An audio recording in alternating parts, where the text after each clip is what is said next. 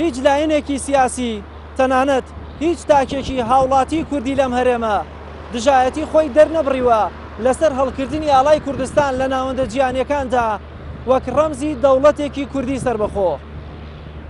ئەی دابەشبوونی هەرێم لە نێوان دوو بەرەدا لەسەر ڕیفراندۆم و تەنانەت بوونی بەرەی سێمیش لە پێناوچی و لەکوێوە سەرچاوە دەگرێت.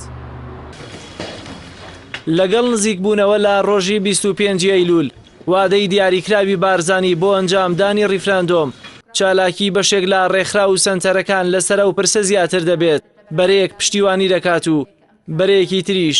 دژایەتی لەسەر چۆنیەتی ڕێکارەکانی ئەنجامدانی ڕیفراندۆم دەکات. ئاڕاستەی سێمیش ئەوە بەلایەوە گرنگە کێ ئەو پرسە بەڕێوە دەبات و ئەنجامەکەی لە پێناوچیدایە. کە لە نێوان ئەم دوو ئاراستەی دروست بوون بە نەخێر و بەبەڵێ ئاراستەی سێم هەیە بەرەیەک کە ڕەتی ئەکاتەوە ڕخنەی هەیە بەرەیەک هەر لەو ڕخنانە پیوە مانەوە لەگەڵ عێراق ڕێکارێکی دروستە بەرەیەکیش هەیە بە چاوداخراوی بەڵێ بۆ دەکە بەڵام بەری سێم هەیە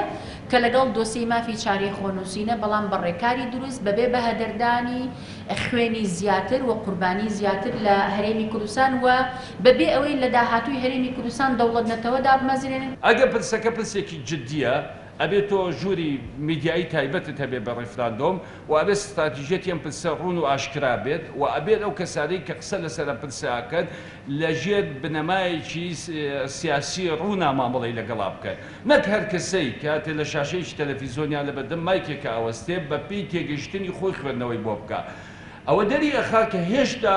لە ناو پارتی دیموکراتی کوردستان یاخود لەناو هێزانەی کە پشتیوانی لەم پرسەکەن کۆدەنجێک نییە کە چۆن مامەڵە لەگەڵ ئەم پرسە بکەن واتە ترسێکی سیاسی گەورە لە پشە و جۆرە لێدوانانەوە هەیە. مامەڵەکردن لەگەڵ ئەم پرسە بە عینادی سیاسی ناکرێت. بەشێک لە ڕەخنەگران لە ڕێکارەکانی ئەنجامدانی ڕیفراندۆم بەراوردی دۆخی هەرێم دەکەن لە نێوان دوو ڕیفراندۆمدا ڕیفراندۆمی ساڵی 2005 کە دەنگی لە 1970 بەڵی بەدەستێنا و ڕیفراندۆمی ئەیلولی ئەمساڵ کە دۆخی هەرێم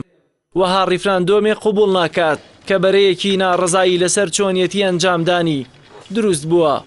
بەڕێزە کاتێک کە ڕیفراندۆمی 2005 ئەنجامدرا توانای ئابووری هەرێمی کوردستان زۆر لە بەغدا بەهێزتر بوو توانای سەربازیەکەی زۆر لە بەغدا بەهێزتر بوو توانای ئەمنیەکەی زۆر لە بەغدا بەهێزتر بوو پشتیوانی دەوڵەتەکەی زۆر لە بەغدا بەهێزتر بوو هاوبەشی و هاو ئاوازی و پێکەوەیی هێزە سیاسیەکانی کوردستان زۆر لە ئێستا بەهێزتر بوو بەغدا لە ئەو پەڕی لاوازیدا بوو واژۆکانێک کەرار خست و فرۆشتیان و ئێستا کە هەموو شتەکان پێچەوانە بوو نەتوانێت بەو جۆرە مامەڵاکەن. ڕاستیەکەیە ئەوەی کە لە 2005 کراوە ڕیفراندۆم بەهۆی ئەوەی کە متمانەی نەتەوەی گرتوەکان و چاودێری نەتەوەی گرتوەکانی بەدەست نەهێناوە نەتوانراوە مامەڵی پێوە بگرێ و پێشتان بڵێم ئەگەر ئێمە ڕیفراندۆمێک بکەین لە 25 ئەیلول بە هەمان پێودانگی ڕیفراندۆمەکەی 2005 دەرەچێ یعنی هیچ شەرعیەتێکی نێودەوڵەتی نابێ ناتوانی بەکاری بێنی.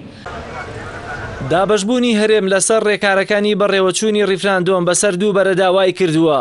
زۆر جار وشەی عینادی سیاسی بەرامبەر یەکدی بەکاربێنرێت با بڕوای شارەزایانیش عینادی سیاسی دوو ئەگەر دەهێنێتە پێشەوە یان بەڕێوەچوونی ڕیفراندۆمێکی نایاسایی و بێئەنجام یان لە دەستدانی هەلی سربەخۆیی کە تاکە ڕێگەش گەڕانەوەیە بۆ یاسا و یەکخستنەوەی نێوماڵی کوردی.